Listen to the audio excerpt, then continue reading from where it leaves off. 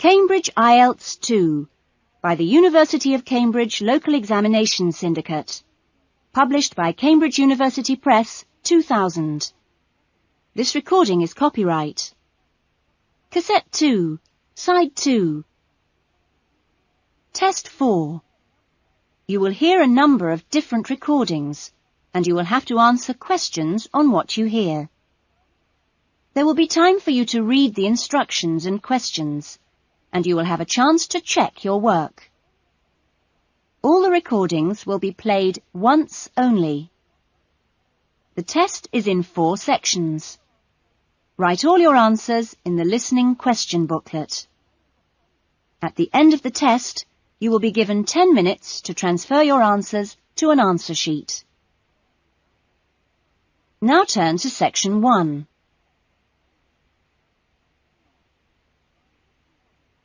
Section 1. Paul is renting an apartment. He has some problems with the property and has decided to report them to the housing agency. First, you have some time to look at questions 1 and 2.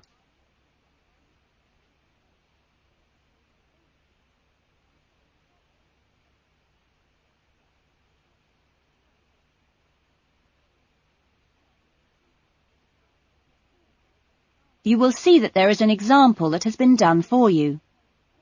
On this occasion only, the conversation relating to this will be played first.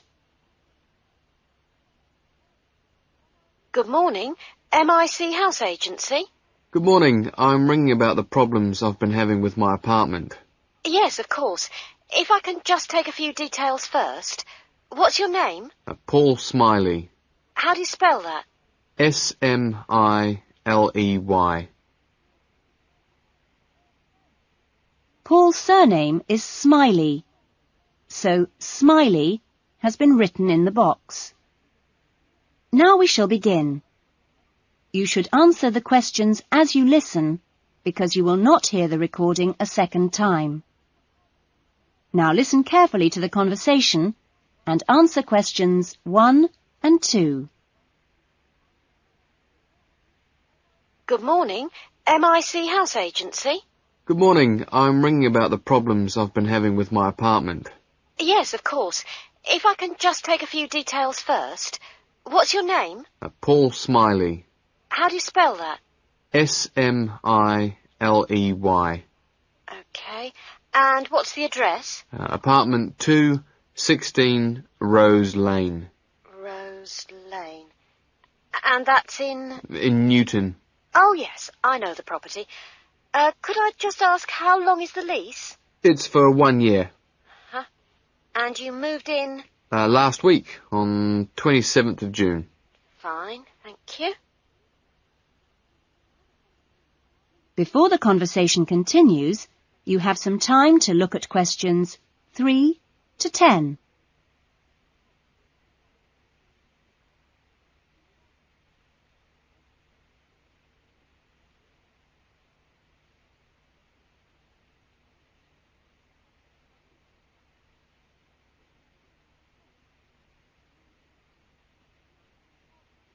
Now listen carefully and answer questions 3 to 10. And what are the problems that you've been having? Well, no one thing is really dangerous or anything, but, it's just been building up. Yes, of course. Well, the first thing is the washing machine. It's been leaking a little and it's beginning to get worse, because we have a small child and we really need to get that done straight away. Okay, that's a washing machine for immediate repair. And then there's a niggling problem with the cooker. Mm-hmm. The door's broken. Right. It's nothing serious and it can be used, but if you can send someone over in the next couple of weeks or so, that'd be great. Fine, I've got that. Then we're worried about all the windows. Are they broken? No, but there are no locks on them. And with the insurance these days. Uh-huh. And when would you like those done? Well, that's not really urgent, but you never know when there's going to be a break-in. No, we'll get those done for you next week. Don't worry. And then there's the bathroom light. It's getting quite annoying. It flickers quite badly and it's giving me headaches. I'd really like to get that replaced right away. That's no problem. And then the last thing on the list is the kitchen curtains. They're torn. Oh, right. We do have quite a few spare ones in stock and can get those to you in the next week, if that's all right with you. Yes, that'd be fine. Anything else? No, that's all. Okay, fine. What we'll do is get someone over to you this afternoon, if you're in. Well, I'm going to be out for a short time. Well, you tell us your preferred times. Well, the best time is about 1 o'clock. I'll have to check that with him. And if he can't make it then, what would be your second preference? Any time up to 5 p.m. would be fine. Okay, I've made a note of that. Great. Well, thanks very much for your help. That's fine. Thank you for calling. Goodbye. Goodbye. That is the end of section 1. You will now have half a minute to check your answers.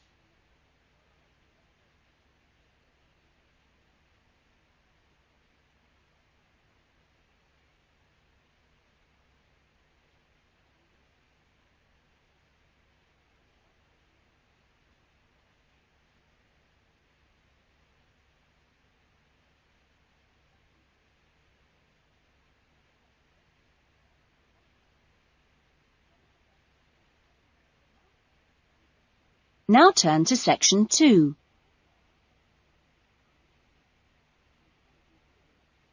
Section 2. You will hear a recreation officer at a holiday resort telling the guests about their accommodation and the activities available. First, you have some time to look at questions 11 to 15.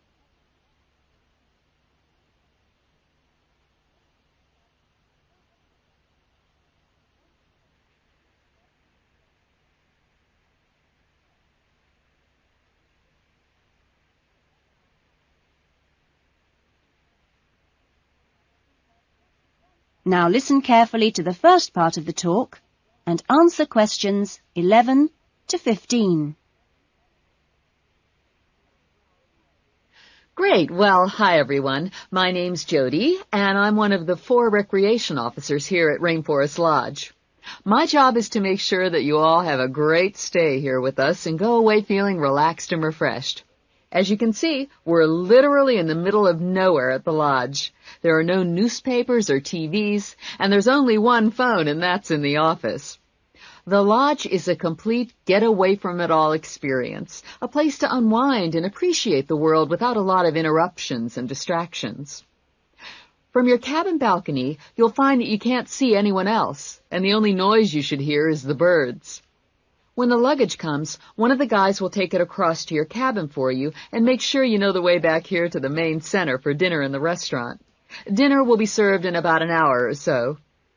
All the times of each day's activities are printed on the blue sheet you should have got in the information guides that were handed out on the coach. Each explorer trip has a different focus, so it doesn't matter how many you do or on what day, because there's always something new to discover in the rainforest. Tomorrow, I think we've still got places on the Orchid and Fungi tour. This is on foot and takes you to different parts of the rainforest. Or, if you prefer, there's the 4-wheel drive tour to the waterfalls. Or the fishing trip, where I promise you we'll catch some lunch. And last but not least, the famous crocodile cruise that leaves at 11 a.m. each day. Just in time for the crocodile's lunch. Oh, plenty to choose from here at Rainforest Lodge. Or just sit on your balcony, relax and unwind and enjoy the views. In the evenings, there is the Spotlight Tour, one of my favorites. The Spotlight Tour leaves at sundown and lets you catch a glimpse of some more of the rainforest wildlife as it comes out at dusk to feed. That's a great trip, and if you can, I'd really try to make sure you do it during your stay.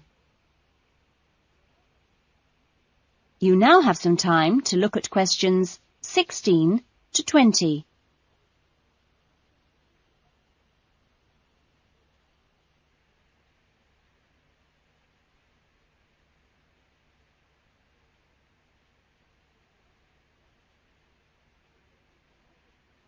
Now listen to the rest of the talk and answer questions 16 to 20. You've chosen to visit the rainforest in March, which is just at the end of the wet season, so you'll soon notice how well the waterfalls are running and also how damp the ground is. Things can tend to get a bit slippery, too, so if you didn't bring any walking boots, I'd advise you to hire some from the office. You'll also be much better off in long trousers rather than shorts, because they will give your legs more protection. And socks are a good idea, too. There's no need to be nervous of the rainforest, provided that you treat it with respect and common sense. Most of the animals and wildlife are gentle and harmless.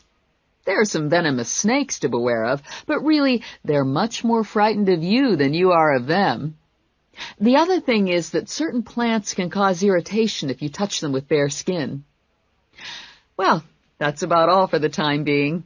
The guys are here to take you and your luggage to the cabin. That is the end of section 2. You will now have half a minute to check your answers.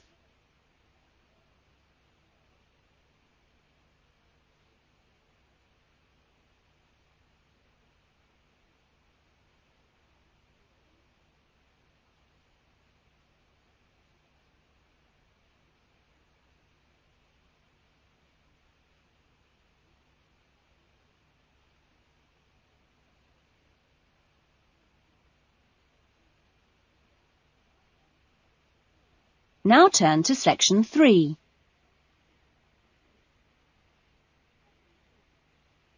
Section 3. You will hear a conversation between a counsellor and a student named John. First, you have some time to look at questions 21 to 25.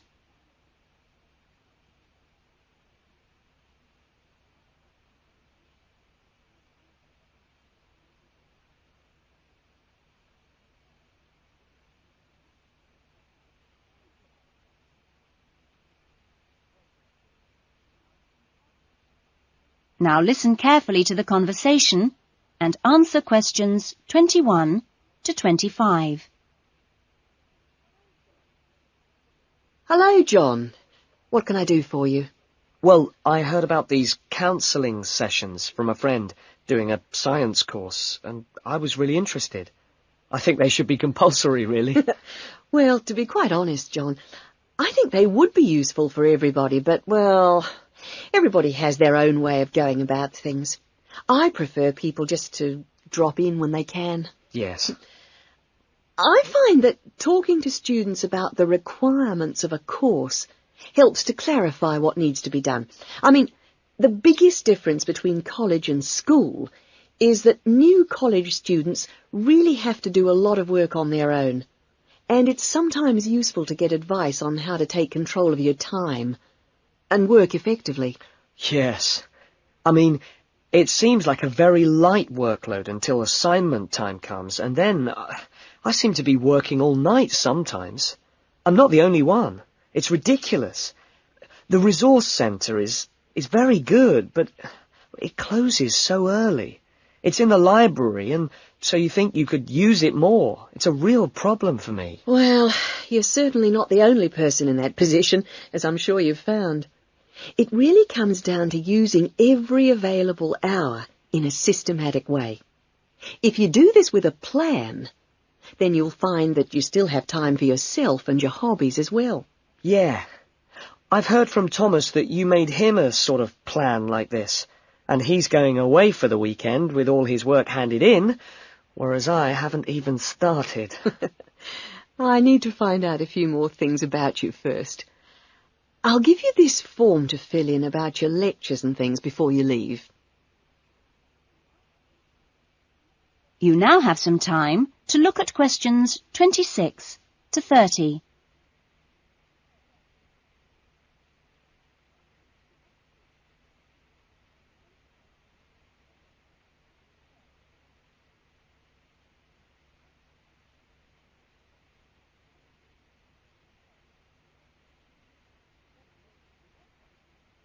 Now listen to the rest of the conversation and answer questions 26 to 30. Now, what are your main problems? Well, What most concerns me is I'm still not doing very well in my assignments. Well, I know that you plan your writing carefully, but this can come to nothing if the assignment doesn't answer the question. That really is the key. You must read the question carefully and give it a great deal of thought before you even start planning or writing your first draft. It's also vital to check your work for errors. Everybody makes them, and they can influence the person marking the work. So, always take time at the end to check what you've written. As far as listening is concerned, I find it hard to keep up sometimes in lectures, especially 2-hour ones. I sometimes just seem to go off into a dream. It's a good idea to find out from your lecturers if they mind you recording the lectures. Oh. You only need one of those small cassette recorders. Yeah. The quality is pretty good, and a second listening can really clarify things. Something else you can do is check your notes with a friend after the lecture. Yes, that's a good idea. Thanks. It's hard to do all that all the time, though, especially when there's so much reading to do. Yes. It's important, though, not to confine yourself to reading on your subject. You should also read things of general interest that appeal to you. You know, novels, newspapers, that kind of thing. Do you have a good dictionary? Not really. I've never bothered with one. It would probably be a good idea to get one. Dictionaries aren't expensive, and they can help a lot. Also, you can underline or highlight new words, and then you've got a... That is the end of section 3. You will now have half a minute to check your answers.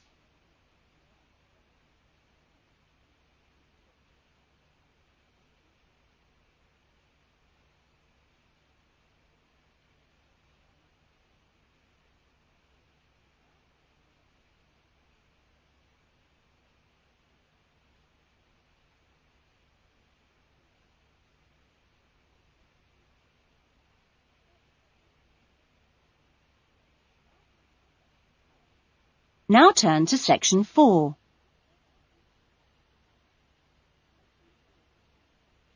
Section 4.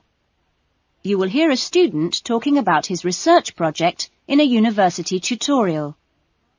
First, you have some time to look at questions 31 to 40.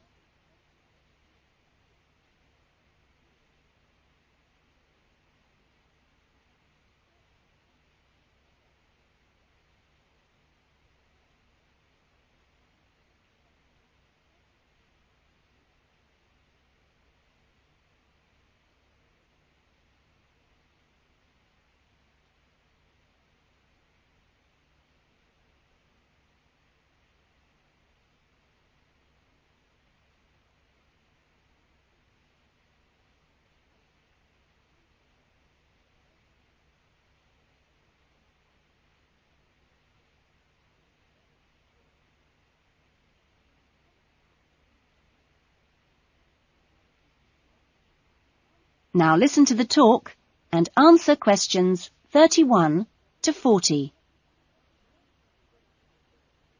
Well, good afternoon. In today's session, John Upton will be sharing some of the findings of his research project from last term. John. Thanks. Well, first of all, a little bit about the background to the project. Our title, as you can see, is pretty straightforward. Car safety. But these days, there's a lot more to it than the usual injunctions about drinking and driving or speeding. I'd been interested and horrified by several newspaper reports on what people call road rage. For example, the famous incident of a man getting out of his car in a car park and hitting the driver of a van who had overtaken him earlier. It seemed to me that there were almost as many serious problems when cars were parked, i.e. were stationary, as when they were travelling at 90 miles an hour. So I decided to make this the focus of the project. For our research, we depended mainly on talking to individuals, asking them questions rather than using written questionnaires. We stopped people at a selected garage on the motorway over a 2-day period and asked them questions about what they'd observed or experienced themselves. Our respondents were both men and women, but the women were just slightly in the majority. We were pleased by the public's willingness to stop and chat to us. In the end, we talked to a total of 135 drivers over those 2 days. So, what were our findings? Well, as you can see, 93% of respondents had had some kind of problem. A surprisingly large percentage, 24%, had had their car damaged in some way. But the main type of incident was being shouted at. 79% had experienced that. 15% had experienced violence on their own persons. They'd actually been hit by someone. The police tended only to be informed when there was physical violence involved. So, what strategies had people developed to ensure their own safety? Let's have a look at the figures here. Well, first of all, it was quite striking that there were often distinct answers from the men and women. It was mainly women, for example, who said one shouldn't ever stop to find out how to get somewhere, whereas it was men who said you should try to avoid looking directly at other drivers. Both men and women... It was women who said you had to tell someone when you were due to get to a particular destination. Then, I had thought that it would be mainly men, but both sexes made the point that it's much safer to get keys out well in advance as you go towards your car. Men were very aware that muggers or whatever might be concealed behind the car. They also made the point that you should leave plenty of room when you park your car, so you can make a quick getaway if you need to. Finally, locking doors at all times. Men didn't think it was quite as important as women, but both gave it a high safety rating. When we asked them what they thought the best improvements had been in the last 5 years in helping with road rage problems...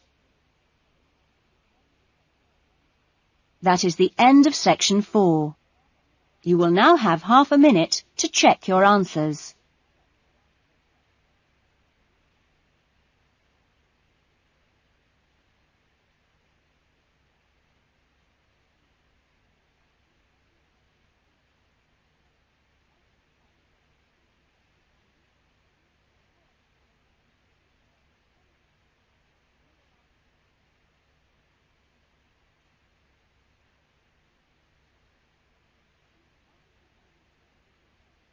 That is the end of the listening test.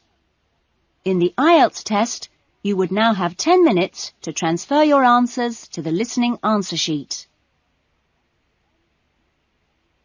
That is the end of side 2.